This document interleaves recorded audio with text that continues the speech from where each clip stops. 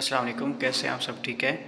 अच्छा, कल हम डिस्कस कर रहे थे, ये हमारी 1.4 एक्सरसाइज थी जिसके बारे में हम डिस्कस कर रहे थे मल्टीप्लिकेशन के रिलेटेड के कौन से मैट्रिक्स हैं वो मल्टीप्लाई हो सकते हैं और कौन से मल्टीप्लाई नहीं हो सकते। तो उसके लिए मैंने आपको एक सिंपल वे बताया था कि आपके पास अगर दो मैट्रिक्स हैं, लाइक हम कुछ दो मैट्रिक्स लिख लेते हैं।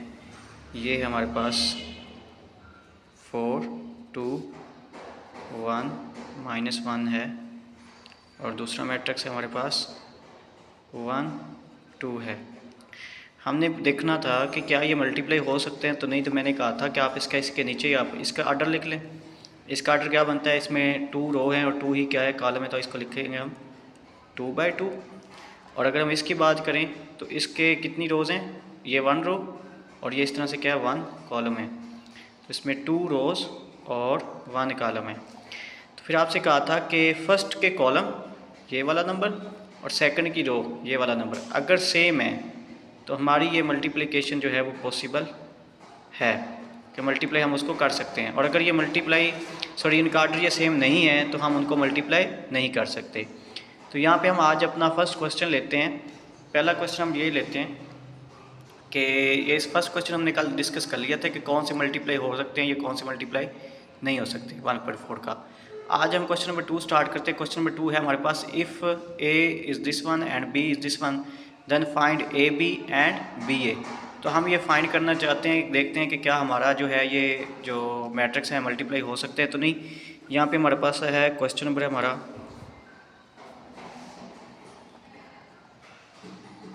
2 है और उसका पार्ट पहले हम 1 करते हैं।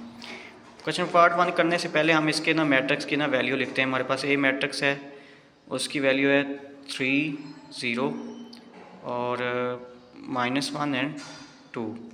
इसी तरह इसका बी मैट्रिक्स है, उसकी वैल्यू है हमारे पास 6 और 5। तो फर्स्ट ऑफ ऑल हम इसका पार्ट 1 स्टार्ट करते हैं। पार्ट 1 है हमारा ए बी। अब जैसे ये साथ लिखे हुए हैं तो उसका मतलब है हमने इनको दोनों को क्या करना है, मल्टीप्लाई करते हैं। पहले मैट्रिक्स ए है तो लिहाजा ए लिखेंगे 3 0 -1 एंड 2 और इसके साथ आगे क्या लिखा हुआ है, बी लिखा है। तो बी का मैट्रिक्स क्या था हमारे पास, ये 6 5। तो मल्टीप्लाई करके देखते हैं कि क्या ये मल्टीप्लाई हो सकते नहीं। फर्स्ट ऑफ ऑल हमने क्या करना था, इनका आर्डर देखना था। अब इसका आर्डर क्या है, 2 रो और 2 कॉलम है, तो इसका आर्डर लिखते हैं हम, क्या बनेगा 2/2। इसका आर्डर क्या बनता है, देखें इसमें फर्स्ट रो, ये सेकंड रो और इसी तरह ये फर्स्ट क्या है इसका कॉलम। तो इस तरह से हमने आपको पता है, पहले हम रो लिखते हैं, 2 रो हैं और इसमें कितने कॉलम है, 1 कॉलम है। तो आप देखें क्या इसका ये वाले दोनों नंबर क्या हैं, सेम हैं। इसके कॉलम और इसकी रो सेम हैं, तो इसका मतलब ये हुआ कि ये मल्टीप्लाई पॉसिबल है। तो अब हम इनकी मल्टीप्लाई करते हैं। मल्टीप्लाई करने का जो तरीका था वो कुछ यूँ था कि मैं आपको बताया था कि आप इसने क्या करना है, फर्स्ट रो को पहले फर्स्ट कॉलम के साथ मल्टीप्लाई करना है। फर्स्ट रो को पहले फर्स्ट कॉलम के साथ मल्टीप्लाई करना है। तो फर्स्ट रो में यहाँ पे देखो, आपको ये भी बताया था कि पहला नंबर हमेशा पहले के साथ मल्टीप्लाई होता है और दूसरा दूसरे के साथ। तो पहले हम मल्टीप्लाई करते हैं, 3 × 6, ठीक है। 3 को 6 के साथ मल्टीप्लाई किया, बीच में हम क्या लिखेंगे, प्लस लिखते होते हैं। और अब दूसरे को दूसरे के साथ करेंगे तो दूसरे 0 × 5 क्या आ जाएगा, 0 × 5। Is that clear. यहाँ से आपको पता है, आपको ये भी बताया था कि अगर आपका इसके बाद कोई सेकंड कॉलम भी है तो आप उसके साथ भी मल्टीप्लाई करोगे। तो यहाँ देखिए आगे कोई सेकंड कॉलम नहीं है, लिहाजा हम क्या करेंगे, हम नीचे आ जाएंगे सेकंड रो पे। अब इस सेकंड रो की बारी है, इस सेकंड रो को भी हम सेम फर्स्ट रो के अकॉर्डिंग हम पहले इस कॉलम के साथ क्या कर देंगे, मल्टीप्लाई करेंगे। तो आपको पता है फर्स्ट नंबर फर्स्ट के साथ मल्टीप्लाई होता है, तो -1 को पहले मल्टीप्लाई करेंगे 6 के साथ, आगे क्या आ जाता है प्लस 2 को मल्टीप्लाई करते हैं 5 के साथ, 2 × 5 और यहाँ पे ये क्लोज़ हो जाएगा क्योंकि इसके आगे सेकंड कॉलम नहीं है। अगर सेकंड कॉलम होता तो हम आगे चले जाते। अब क्या करना था, आपको बताया था कि इनको आप क्या कर लो, सिंप्लीफाई कर लो। 3 को 6 के साथ मल्टीप्लाई किया, क्या आ जाएगा 18 और 0 को 5 के साथ मल्टीप्लाई किया तो क्या आ गया, 0 आ गया। 0 को किसके साथ भी मल्टीप्लाई अप करो तो आंसर क्या आता है, 0 आता है। नेक्स्ट आप देखो, -1 को मल्टीप्लाई करेंगे 6 के साथ तो क्या बन जाता है, -6 और 5 को 2 के साथ करेंगे तो क्या बन जाएगा, 10 बन जाएगा। इस तरह से आप इन दोनों को क्या कर दोगे, अब ऐड। तो ऐड करेंगे तो इसका आंसर क्या बन रहा है, 18 में +0 ऐड किया तो क्या बन गया 18 ही, और -6 + 10, एक माइनस का है और दूसरा नंबर क्या है प्लस का, जब इस तरह की सिचुएशन हो तो हम क्या करते हैं, प्लस माइनस माइनस। तो माइनस करेंगे 6 में से 10 या 10 में से 6, तो बड़ा नंबर 10 या 10 में से 6 को माइनस कर दें, रिमेनिंग आंसर क्या आ जाता है आपका 4। तो इस तरह से ये क्या है, इसकी मल्टीप्लाई पॉसिबल है, हमने इसको मल्टीप्लाई कर दिया। ठीक है, आगे हमारा दूसरा क्वेश्चन है। दूसरा क्वेश्चन क्या हमारा, इसी का सेकंड पार्ट है, जो कि उन्होंने कहा है कि बी ए फाइंड करें। अब बी ए फाइंड करने के लिए क्या करेंगे, पहले हम इनमें वैल्यू लिखते हैं। पहले बी की वैल्यू, तो बी की वैल्यू लिखेंगे। बी की वैल्यू क्या है 6 5। उसके बाद ए लिखा है तो ए की वैल्यू लिखेंगे। ए की वैल्यू क्या है हमारे पास 3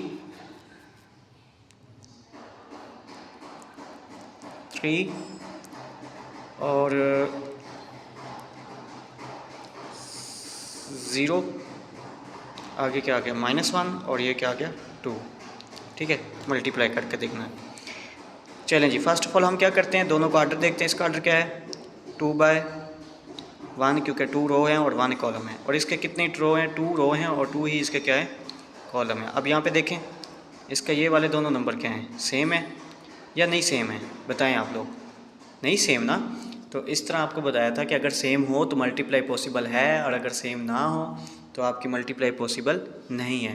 तो आप ये इसके नीचे लिख देंगे कि not multiply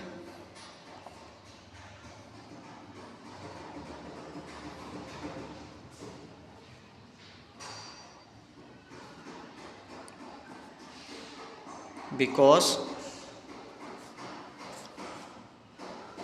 column of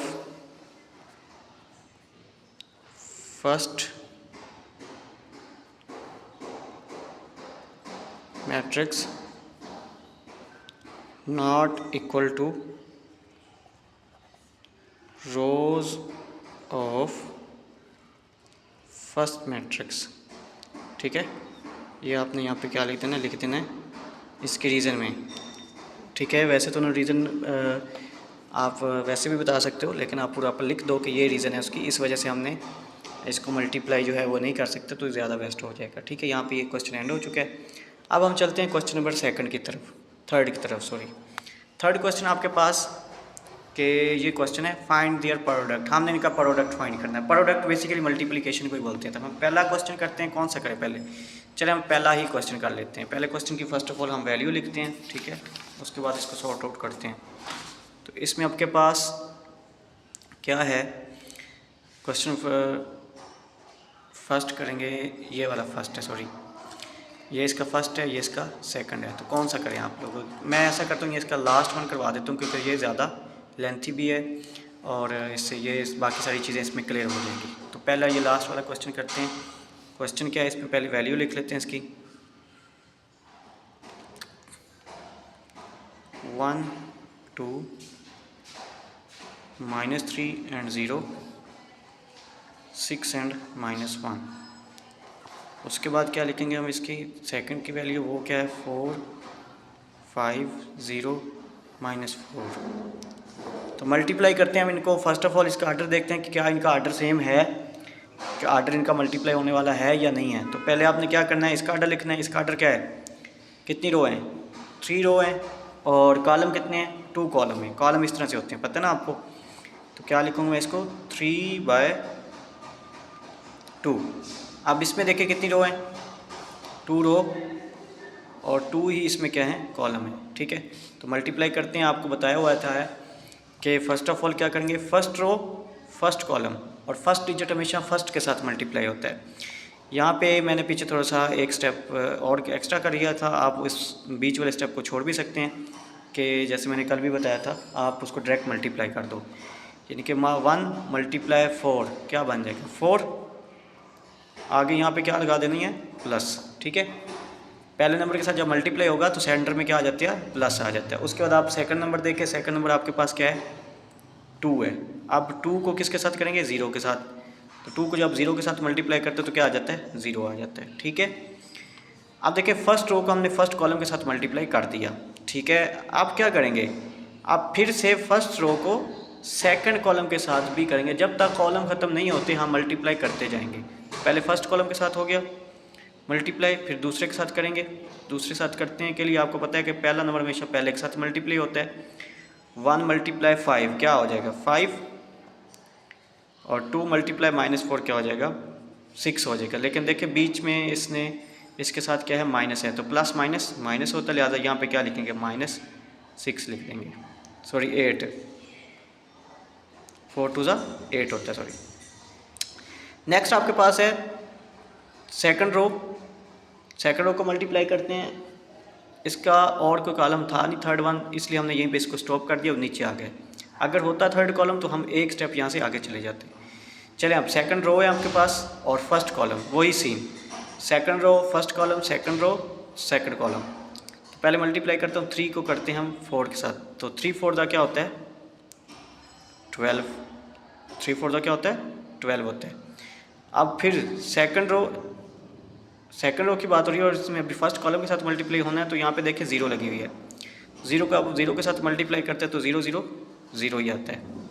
next आप चले जाएं, अब फर्स्ट रो होगी हमारी, अब सेकंड रो की बारी हमारी। सेकंड रो को हमने सेकंड रो को पहले फर्स्ट कॉलम के साथ मल्टीप्लाई कर लिया ये। अब सेकंड रो को मल्टीप्लाई करेंगे सेकंड कॉलम के साथ, तो कैसे होगा मल्टीप्लाई, पहले आपको पता है फर्स्ट नंबर फर्स्ट के साथ, सेकंड नंबर सेकंड के साथ। तो यहाँ पे हमारे पास क्या है 3 को पहले मल्टीप्लाई करेंगे 5 के साथ, 3 5 ज़ा 15, क्या आ जाएगा 15, माइनस का 15 आ जाएगा क्योंकि प्लस माइनस माइनस होता है। और आगे 0 को मल्टीप्लाई करेंगे -4 के साथ, तो वो क्या आ जाएगा 0 ही आ जाएगा। 0 को आप जिसके साथ भी मल्टीप्लाई करो वो क्या कर देता है, उसको 0 कर देता है। नेक्स्ट चलते हैं आपके पास, देखो रो ख़त्म हो चुकी है, कॉलम ख़त्म हो चुके हैं, तो यहीं पे एंड कर देंगे। अब आ जाएंगे हम नेक्स्ट नंबर की तरफ। नेक्स्ट क्या है आपके पास, नेक्स्ट रो 6 है। 6 को पहले आप मल्टीप्लाई करोगे 4 के साथ, तो 6 4 ज़ा क्या होता है 24, क्या होता है 24। और फिर क्योंकि हमारी फर्स्ट रो है और सेकंड फर्स्ट कॉलम चल रहा है, हमने फर्स्ट को मल्टीप्लाई करवा दिया। अब सेकंड को देखते हैं, इधर क्या है -1 है और इधर क्या है 0। तो -1 को जब आप 0 के साथ मल्टीप्लाई करो तो क्या आ जाता है 0 ही आ जाता है, उसको आपको क्या है ख़त्म नहीं कर सकते, 0 आ जाएगा। -1 को 0 के साथ मल्टीप्लाई करेंगे, सॉरी हाँ -1 को 0 के साथ करेंगे तो क्या आ जाएगा 0 आ जाएगा। आगे चलते हैं, आपकी फर्स्ट कॉलम कंप्लीट हो गया। अब हम सेकंड कॉलम की तरफ चलते हैं। तो सेकंड कॉलम में आपका जो फर्स्ट नंबर है वो फर्स्ट किसके साथ मल्टीप्लाई होगा 6 के साथ, यानी कि 6 5 ज़ा क्या हो जाएगा 30।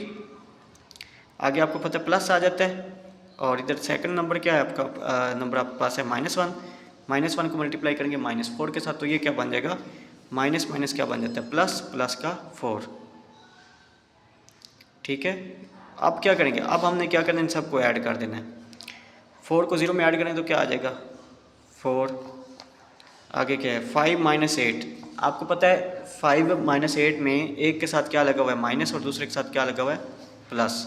तो आपको पता है कि क्या करेंगे हम यहाँ पे, देखो पहले तो इसको करेंगे, कर लिया हमने। अब इसके साथ है +5 है, इसके साथ है माइनस। प्लस माइनस आपको पता है क्या होता है माइनस होता है। बड़े नंबर में से हमने छोटे को माइनस कर देना है। नंबर के लिहाज से देखें तो -8 काफ़ी छोटा है, 5 बड़ा है। लेकिन अगर हम वैसे देखें तो 8 बड़ा होता है, 5 क्या होता है छोटा होता है। तो 8 में से 5 को क्या कर दिया माइनस कर दिया, तो क्या आ जाएगा आपके पास -3, ठीक है ओके। आगे है माइनस का 12 प्लस का 0, तो ये तो आपको पता ही है क्या आ जाएगा -12 आ जाएगा। उसके बाद -15 प्लस 0, तो ये भी -15 आ जाएगा। फिर 24 प्लस 0 ये क्या आ जाएगा, ये भी 24 आ जाएगा। और 30 प्लस 4 क्या आ जाएगा 34 होगा, ठीक है। अब क्या करेंगे इनको हम, बस यही हमारा जो क्वेश्चन है यहाँ तक कंप्लीट हो गया। इसी का आंसर चेक करेंगे आपका ठीक है या नहीं है।